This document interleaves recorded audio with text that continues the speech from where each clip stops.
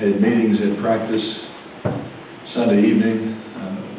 Our young men have a great attitude. Again, certainly coming off a disappointing loss, and I think sitting right now for 5 games where certainly no one in our program anticipated us being in terms of a 1-loss record. But the kids they're resilient. Got a great attitude within our program right now, staff and student athletes, and put that game in the rearview mirror and look ahead. Got a great challenge this week, heading on the road to play a very, very good and very talented Memphis team. They're 3-2. They're 1-0 in conference. Had a great win on the road at Cincinnati this past week in their conference opener, and are really playing great football right now. They're doing, I think, what you need to do to win football games. They've started with a turnover margin. They've recovered 6 fumbles. They've forced 6 interceptions. They've only lost 2 fumbles, and they've only thrown 3 interceptions. So they're taking care of business in that category. Offensively, Paxton Lynch is doing a great job. They're balanced. They're rushing for somewhere around 210 yards a game and throwing for around 230 yards a game. So they're about 440 total offense per game. They're balanced. He's making great decisions. He's only been sacked 5 times in 5 games. And on the defensive side of the ball, again, they've done this the last couple of years with Coach Odom as a defensive coordinator. They got to be in the top 25 in defense nationally. They've got 12 sacks. They're very, very aggressive. They have a 3-man front, and they like to bring pressure from all over the field. So be a great challenge for us.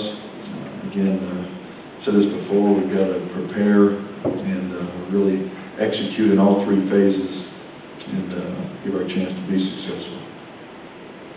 Questions? Coach, you mentioned about the turnover situation with ratio. How much more of an emphasis this week, especially where Memphis, it's not so much what they've been doing, but what you all need to do to force them into pressure situations? We're not going to emphasize turnovers any more this week than we have on either side of the football. There are a lot of things that ended up causing us to lose the game last Thursday night, and it starts with turnovers. We turned it over 3 times, 2 critical interceptions. Again, backed up where we gave Central Florida the ball in really scoring position, and they got 10 points off of those 2 interceptions. But again, we're going to continue to coach it the way we have offensively, and I think we've done a good job for the most part with our ball security in terms of our young men that are running with the football. The 3rd turnover in last week's game being on that last offensive play. And then defensively, continue to work on it how we have been. I think we've done a good job there. We left a couple on the field the other night that we felt like we could have come up with, and also because we were playing from behind, it felt like the style of Central Florida's offense allowed them to do some things where had we been able to get ahead, maybe we would have had more prone to put the ball in the air than we ended up having to do. But we'll continue to coach that extremely hard. We have been. Again, I think throwing the football and throwing interceptions certainly has been a problem thus far through 5 games. Pressing toward the end of the game last Thursday, you guys were intuitive of what was going on the field. Just talk about that last series, if you can. Well, we get the ball back. We've got 3 timeouts. We get the ball back just on our side of the 50-yard line, and we had some young men make some plays. Deontay Greenberg comes up with a big catch over the middle, move the chains, get the ball on their side of the 50. Marcus Ayers had a couple catches. Greg Ward did some things with his feet, got us down there inside the 15-yard line with a chance to win the football game. Greg Ward pulls it down on 1st down and scrambles. We get a holding call on one of our offensive linemen. He scrambles down to the 5, so it backs us up to the 20, and then on the next play, which is our last offensive play, things broke down. They had great coverage. Greg tries to make a play, and I think everybody saw what happened at the end of that play. So everybody on the sideline, everybody going into the game, everybody on the sideline, all the way until that last play. Felt like we were going to win that football game, and again, certainly don't fault Greg for his effort. I felt like Greg being a quarterback, and the spark he gave us, the points we scored, and the drives we had with him in there, gave us a chance to win the game, and ultimately led to my decision this week to start him. Coach, you mentioned not being where anybody in the program thought you would be after 5 games. What would you consider to be the major factor in why that is? I think it starts with turnovers, and I think, I had a question yesterday as to why teams are losing games in our conference against non-conference opponents, and referencing our first game against UT San Antonio. 4 interceptions in that game and a couple fumbles, and only getting 1 turnover. It doesn't matter who you play, you're not gonna have a very good chance of winning. And again, it's not what we did last year to win 8 games and be in the other games. We were as close as we were with top 25 opponents, and it's unfortunate right now we are turning the ball over, specifically throwing interceptions offensively, and because of that, because we've had to fall behind opponents, we are still creating turnovers certainly, but not at the rate at this point that we were last season. And I think that's when you look at what our record is right now. Again, if you go back to the game Thursday night, I just mentioned the opening game where we're minus, I think, 6 in turnover margin. We lose that game. You go back to last Thursday night, and both teams made mistakes. At the end of the day, we turned it over 3 times. Twice they gave them 10 points, and they didn't have far to go to get the touchdown and field goal. The last one was our final offensive play. And the mistakes that we made in terms of penalties or anything execution-wise, that game Thursday night comes down to us getting 1 turnover and us turning over 3 times. How do you keep the guys from not thinking about what's been lost in terms of the hopes were so high going into the season? There's plenty of football left. Well, I think a couple things, and I think what you just said, there is plenty of football left, and again, we're not big in our program standing up in front of our student athletes and saying, hey, we still have this many games. We're just talking about the one that's in front of us. But we try to show them this is how winning and losing football games works. And in our team meeting the other day, we showed them video of this is literally how this goes hand in hand. First play of the game on offense, we throw a pass too low, we catch it, but because it's low, we stumble and fall, and we catch a pass, and we lose 2 yards. And if we're able to catch that pass and keep our feet, which I want to interpret it as we make a good throw, and he's able to not have to go down to his ankles to make the catch, we have everything blocked up, and at worst, we're going to gain 5 yards to get us to 2nd and 5. So instead of that, we lose the 2 yards, we're in 2nd and 12, and on the next play, we scramble, and we make 11 yards, which goes hand in hand with the first play. We make the throw and the catch in the first play, that 11-yard scramble gets us to 1st and 10. But because of the loss of 2 yards, the 11-yard scramble gets us to 3rd and 1, and then we make a very selfish, foolish penalty and get a taunting penalty. So 3rd and 1 now becomes 3rd and 16. And,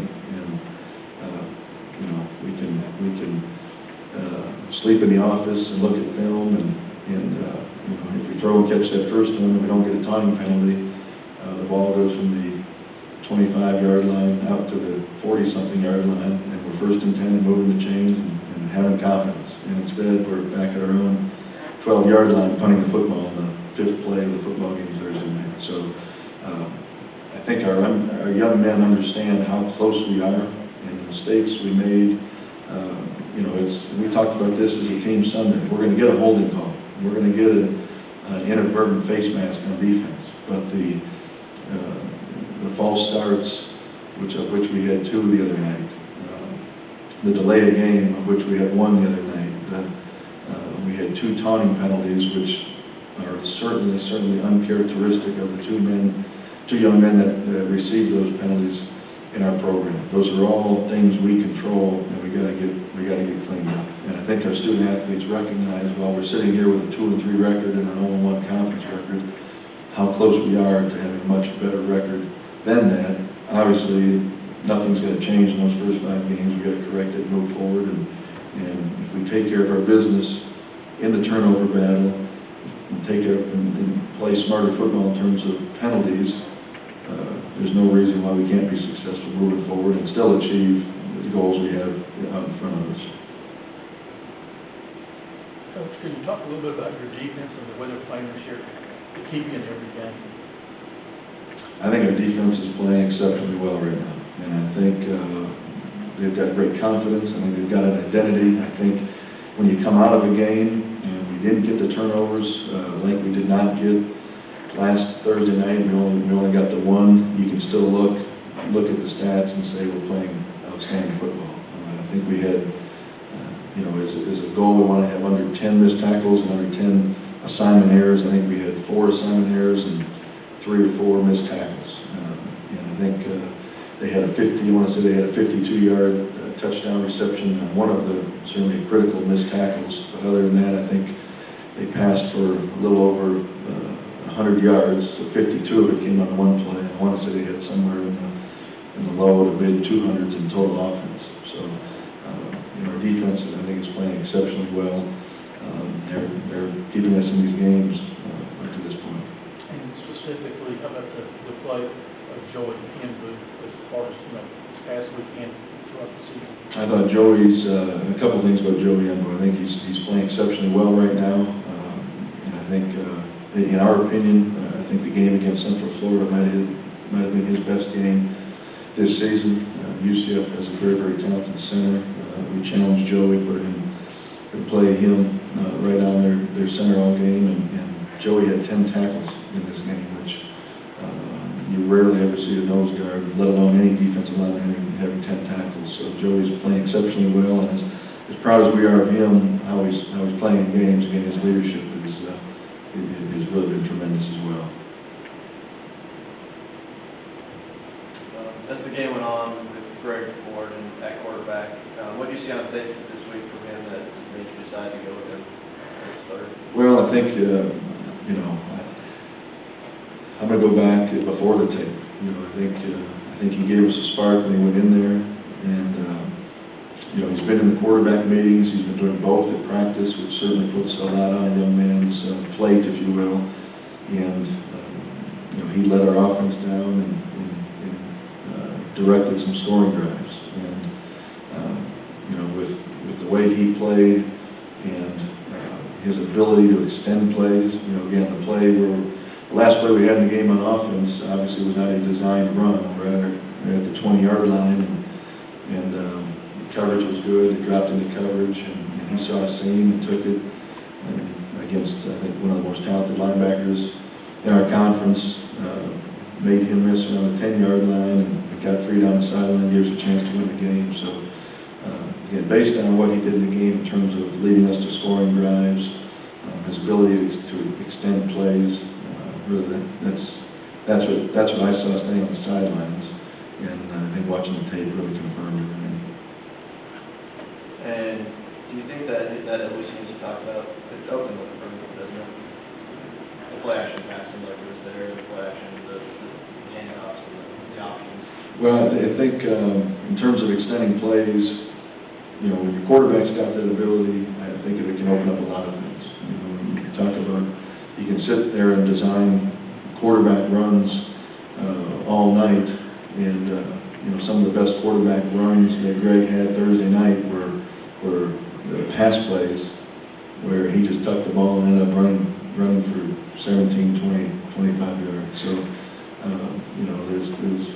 there's a lot of different things you can do. I think it puts a different type of stress and pressure on defenses in terms of schemes and what the coordinator is going to call based on down and distance, and obviously we're talking about based on a quarterback that's dual threat.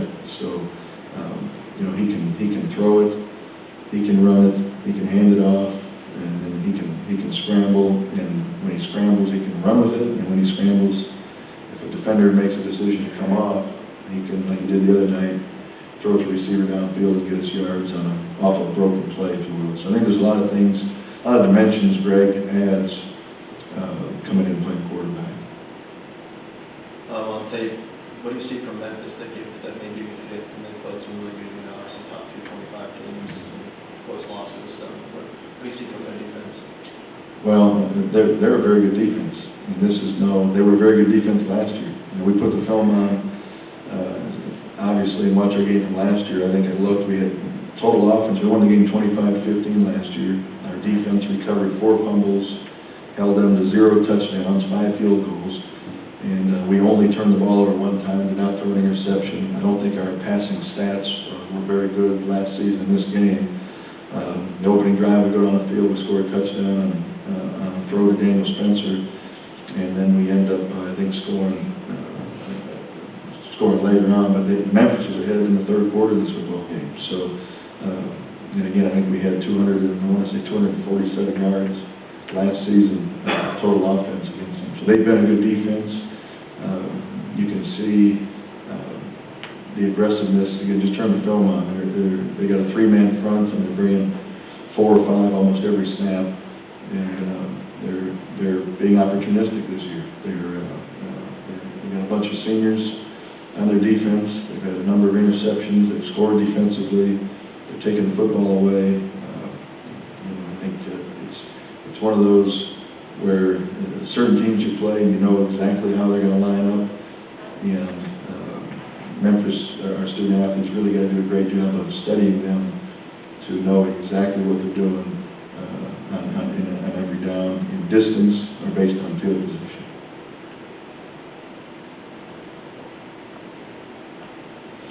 One of the things you said when you took over was that we're going to change something that obviously been working. You were around, the offense was such a high-powered offense. You haven't been able to maintain that. Has that been disappointing for you over the course of the last 2.5 years? It has been, and I think it's been frustrating. And when you know, again, I don't have a desire nor certainly time to listen to what's being said or posted in chat rooms, or certainly no offense, I don't read your columns and have any desire to, but when I look at our offense today and I compare it to last year's offense and the offense in 2012 and the offense we had in 2011, going back to 2008 when I got here as an assistant, every coordinator has put his little spin on it. When Dana got here in 2008, it wasn't exactly what Texas Tech was doing with Mike Leach. And then when Dana left and Cliff took over, again, I'm not putting words in their mouth, but in Cliff's mind, okay, we can make it a little bit better, maybe tailor more to his personality, and we can just tweak this, and this. And then it's slightly evolved, but it's the same principles, it's the same concept. Okay, now people can say, well, the tempo is not as fast as it once was rather. There's a run play now where they pull a lineman. I don't remember that from 2009. Those are wrinkles, and not only those wrinkles, but I think as coaches you got to try to play to the strengths rather of your student athletes. And I think at some point you got to make a decision. How fast can we go with either the quarterback, with the 11 young men on offense? How fast can they handle? We talk about, and I think this is true for every program in the country, because I talk about this with other coaches at other programs. We said, we were up here the other day for 16 hours in the same room watching video and game planning and making decisions, and it's not what we know, it's what we get our student athletes to know, and we get our student athletes to execute when the play's called in and the ball snapped. So, in terms of concepts and the offense, year to year, the parts change. And, this has been a program that has had an unbelievably successful offense over time. And certainly there are up and down years, but over time it's known nationally for Houston, the high-powered offense. And we've had veterans at quarterback, we've had youngsters at quarterback, we've had veterans at the skill positions, and we've had to break in some youngsters at times. We've had some turnover with coaches in terms of who's calling it and who's running it. So, when you ask me if I'm frustrated, and you can say frustrated and disappointed, when you come and put the film on and the execution's not there, I keep referencing what I said 15 minutes ago about, you know, how we try to move the chains and get the offense going, but it can be frustrating when it's not executed like you feel like you're drawing it up, like you hope that it'll be executed, and then you look up and your kickers lead the nation in field goals and you're not getting the ball in the end zone. Coach, it's been a long time since U of H's defense has actually been the strength of the team over the offense, at least so far in the early going this year. And what's David Gibbs doing to make this so successful? Well, when you talk about our defense, I think I'm going to go back to something I've said now for a while. I think defensive football, I think you can be successful doing a couple things. First and foremost, having your 11 guys on the field understand where they line up and what they're supposed to do. Because, again, in theory, the offense can dictate things by personnel, by tempo. So defensively, you got to be able to make sure all 11 young men know where they line up and when the ball is snapped, what they're supposed to do. And so going back off of what we did in 12 and what we changed going to 2013 is we cut back the amount of defense we had, really cut it in half. I think we did a great job. You know, when I interviewed Coach Gibbs, I told him, I said, look, everybody talks about 4-3, 3-4, and I've been here in this program now 5 years, as I was talking to Coach Gibbs 2 years ago, and said, you know, the quantity of certain positions in our program traditionally here has been limited. And here's who we have personnel-wise. Here's what their strengths can be, and I think we did a great job taking some very, very talented, athletic, and smart young men in our program that were in the 6'2", 230-pound range, and making them a stand-up defensive end, where we can have a four-man front, and Eric Island, Trevor Harris, and Tyus Bowser can rush, and they're a true defensive end, or it's a three-man front, and they're fourth linebacker dropping into coverage or blitzing. And we've simplified things. We've really focused on the techniques and fundamentals of, again, playing great defense, tackling, taking the football away. And I think we gained some confidence early on last season. I think halfway during the year, when we really started getting games with 4, 5, and 6 turnovers, I think we really formed an identity there. And I think with 9 starters back, I said this going into this season, we weren't going to try to invent the wheel on defense, or I'm sorry, reinvent the wheel on defense just because we had all these veterans back. We're going to try to continue to get good at what we do, and I think the results right now are speaking for themselves. You mentioned your field goal kicker. Can you just say some words about him and how confident you are sending him out there for this long? Well, Kyle's doing a great job, and I think you know, when you talk about our field goal operation, we had replaced a lot of young men on our field goal team in terms of protection off of last season. Again, our snapper, Holder, and Kyle were all back, so that part of it we felt great about. I think our protection has been really, really good so far through 5 games, and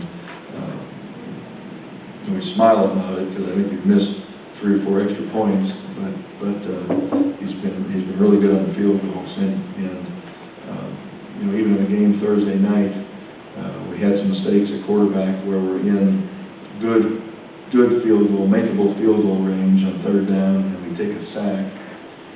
And as soon as I saw where the ball was spotted, and I knew it was within really 55 yards, specifically going to our left with the wind, I didn't hesitate to say field goal and send them out there and feel confident that we were going to come away with 3 points on the drive. So, you know, certainly you feel good as a head coach with the confidence of when we get down to the 35-yard line going in, if we can stay from the 35-yard line going in, at that point we have 3 points. Let's try to get 7, but you feel like you're confident that you're going to, worst case scenario, come away with 3. And I think Kyle Bullard right now is as confident in himself as I've ever seen him, and again, rightfully so. On paper, I read somewhere where he's made 18 consecutive, dating back to last season. So really proud of him. You know, he's a young man that came in, has worked extremely hard. feel like we had a good plan for him in terms of easing him into games last year and allowing him to take over during the course of the season. I think we did a good job this season, getting him some confidence early on, and now again, I think he's doing a fantastic job.